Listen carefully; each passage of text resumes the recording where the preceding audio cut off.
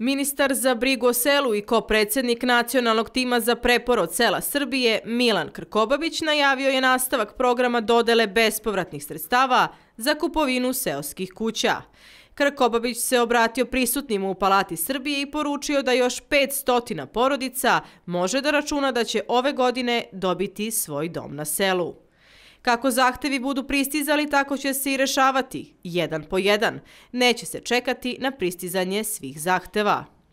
Nastavljamo akciju odobravanja bespovratnih sredstava za kupovinu seoskih kuća.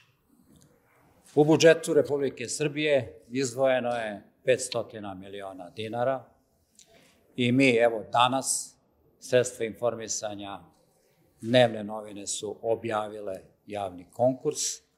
Uslovi su poznati i već od sutra svi oni koji su već i upoznati, naravno ima nekih malih izmena, u svemu tome mogu da konkurišu. Šta je interesantno u vezi ovoga svega je da ćemo sukcesivno rešavati zahteve. Za kupovinu praznih kuća program Ministarstva za brigu o selu ove godine opredeljeno je 500 miliona dinara, a maksimalni iznos po jednoj nekretnini iznosi 1,2 miliona dinara.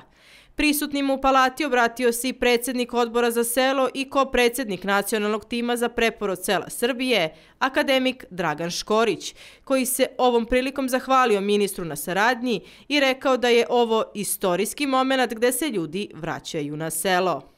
Imam posebnu čast da se ovom prilikom u ime Akademijskog odbora za selo zahvalim našem cenjenom ministru što je prihvatio našu saradnju na ovim projektima koje realizuje naše Ministarstvo za brigu o selu. Ono što po meni je bitno, to je da praktično je ovo istorijski moment. Povratka ljudi iz gradova u sela i to mladih porodičnih ljudi koji treba da zasnuju svoj život i da očekaju penziju, a njihovi potomci da nastave taj rad. Ono što je bitno, da sa ovim projektom praktično mi aktiviramo resurse Srbije na selu koji su bili zapušteni. Komisiju na ovom konkursu činit će Milan Prostran, stručnjak za poljoprivredu i agroekonomski analitičar, kao i profesor dr. Vladan Đokić sa Arhitektonskog fakulteta. Prostran se ovom prilikom obratio prisutnima i izrazio zadovoljstvo što ovo postaje jedan dugoročan projekat. Komisiju, dakle, vodimo predsednik, što kažeš, Đokić kao rektor, i ja kao njegov zamenik. Mi nismo zaposleni u ministarstvu, dakle, krajnje smo profesionalno, odgovorno pristupili ovom poslu, pre svega verujući u jedan projekat koji je deo nacionalnog programa za preporod sela Srbije i na kome treba dugo vremena istrajati.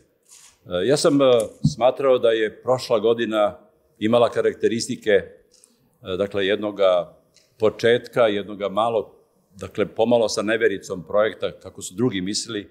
Međutim, on sada prerasta u jedan dugoročan, po meni, projekat koji treba pre svega da vrati mlade ljude na sela, da ih na kraju to selo, što kažu, motiviše pre svega da imaju zdrav i jedan dobar život na selu, da mogu da ekonomski opstaju i rade na selu, i ono što je najvažnije za državu, da se resursi koji su zapušteni u ovoj Srbiji, pre svega poljoprivredni, bolje koriste. U 2021. godini za ovaj program izdvojeno je 686,5 miliona dinara. Kupljena je 651 seoska kuća sa okućnicom u 100 jedinica lokalnih samouprava, pa je svoj dom na selu dobilo 515 bračnih i vanbračnih parova, 81 mladi poljoprivrednik i 55 samohranih roditelja. Krkobabić dodaje da će sve kuće ispunjavati precizno utvrđene uslove za ovaj konkurs. One se nalaze van gradskih oblasti. Veoma precizno znamo, znači to su seoska područja. Te kuće se nalaze u određenim urbanim sredinama, nisu izolovane. Te kuće imaju nešto što se zove uslovnost za življenje. Znači one su ograđene, imaju priključak na vodu, imaju priključak na napajanje električnom energijom i imaju rešeno pitanje kanalizacije adekvatno tim sredinama. Nemojte bukvalno smatrati da je to kanalizacija tipa beogradskog, jednostavno to mogu biti septičke jame i svi vidovi koji na higijenski adekvatan način omogućavaju da ti ljudi žive. U osnovi nužno je samo higijensko krečenje i neki osnovni radovi. Pravo učešća na javnom konkursu imaće državljani Republike Srbije, mlađi od 45 godina i oni koji su u bračnoj zajednici ili trajnijoj vanbračnoj zajednici u momentu podnošenja prijave.